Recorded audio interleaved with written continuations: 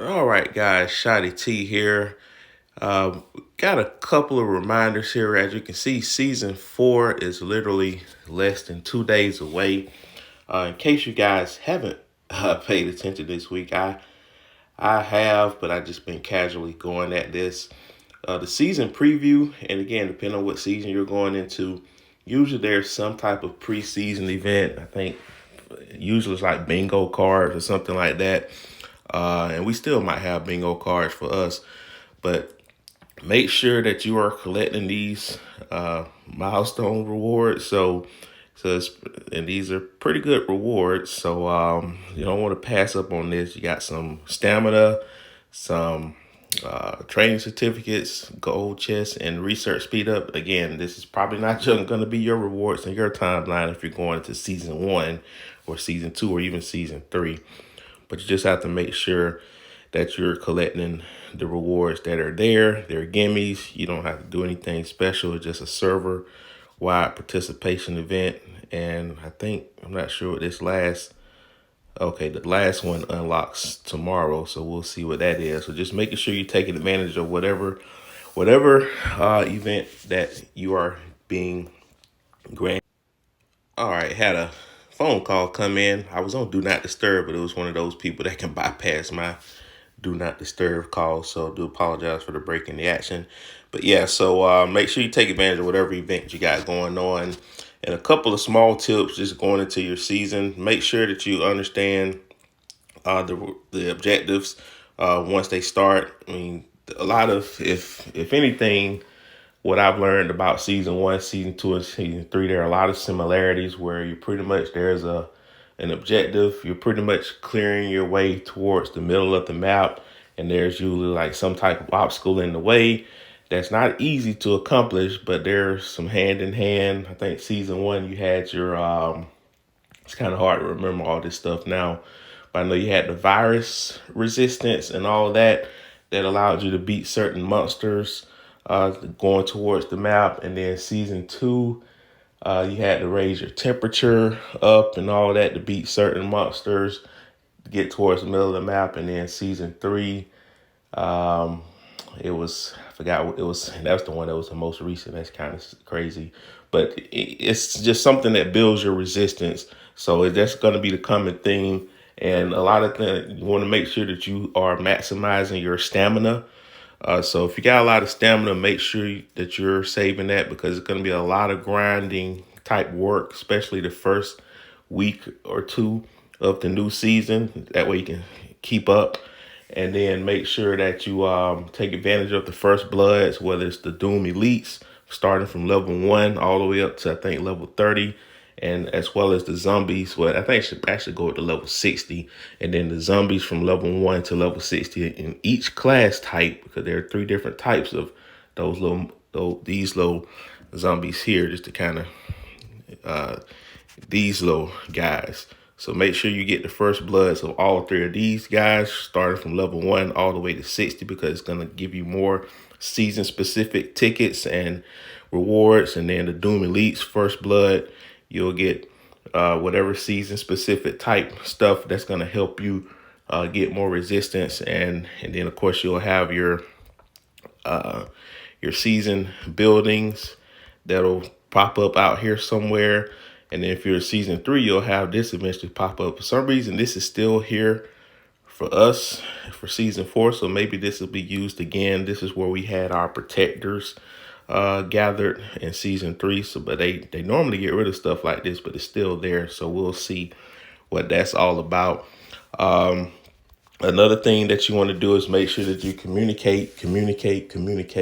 Because last thing you want to do is whenever especially when you get closer towards the middle of the map with your server, is that you might be butting heads on certain territories. So make sure that stuff is communicated amongst the leaders in your group and then filtered down to the teammates. That way you don't have people that go rogue and cause unnecessary civil wars, because keep in mind these type of events during the season, unity matters in a server more than anything.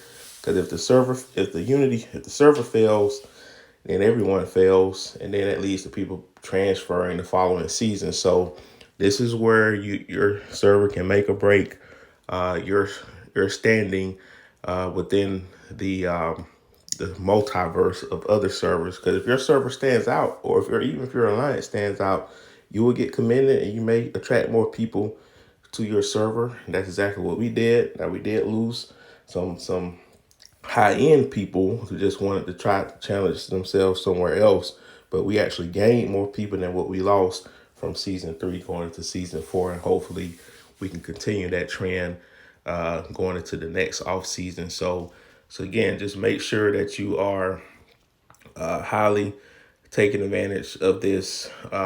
If you happen to have these skins, great. Like I said, I'm not gonna have that dog unless I get real lucky in whatever side event that they give you that allows you to get these through like those little slot machine type things. Like if you get more of those, you'll see it. I mean, you guys seen those type of events all the time. So I'm pretty sure they're gonna have another event like that. I mean, I might spend a little money, like maybe five, maybe $20 at the most. But usually, in order to get something like that, to get a skin, it costs retail wise, it costs $400.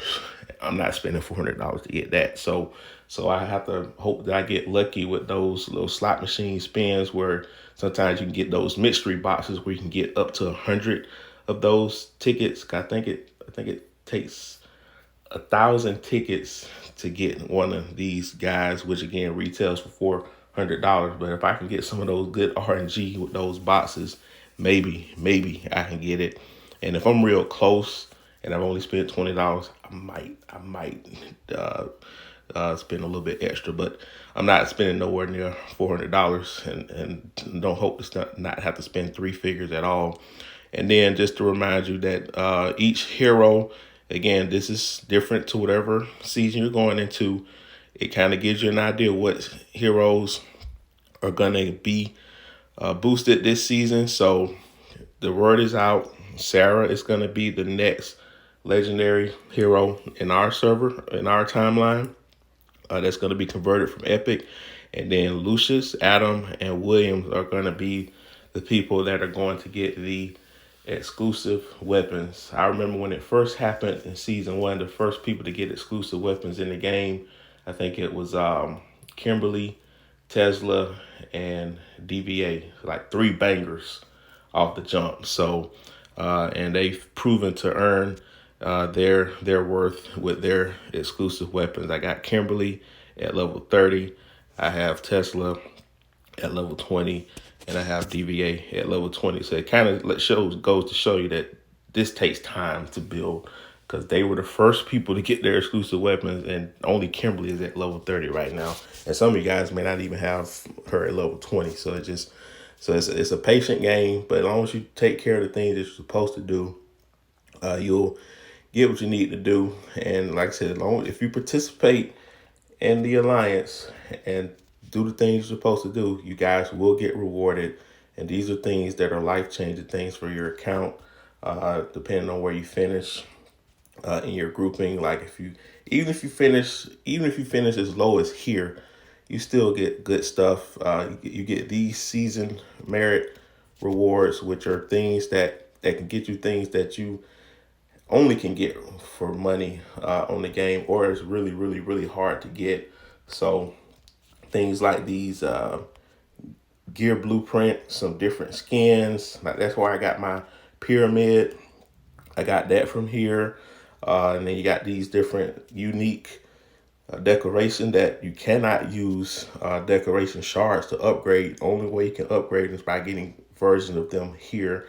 Like both of these, you can't duplicate through shards. And you got some frames and these skill points, which come in handy. Your profession skill, the skill cap does increase each season.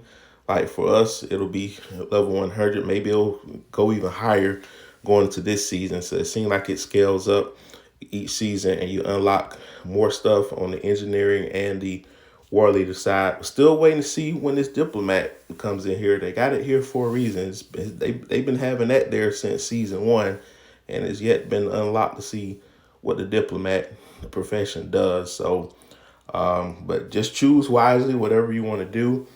A lot of people, once the season starts, like to do engineer. I might switch to engineer once the season starts, because war leader, it definitely has its benefits, and that I'm currently a war leader now, but I'm probably going to go engineer because I think it helps shorten the time that it takes to upgrade some of these buildings. And like I said, I'm trying to stay ahead of the curve this time. And also I'm gonna need these resources to upgrade some of these bigger stuff to get HQ 35 cooking. Yeah, because it's gonna take a lot of oil, 11.9 million oil just to get HQ 35, and all these other buildings that have to be upgraded first also take a lot of oil. This takes 3.3 million. So so I probably won't be HQ 35 guy until like 2027 maybe. Maybe sometime 2026. That's the goal. But anyway, guys, hope you guys take heed into the preparations, communicate, and just again, you don't have to be consumed with your time on the game. Just use it wisely, set alarms, whatever you got to do to stay ahead of the pace. All right, guys, like, share, comment, subscribe, hit that bell notification, and I'll talk to you later.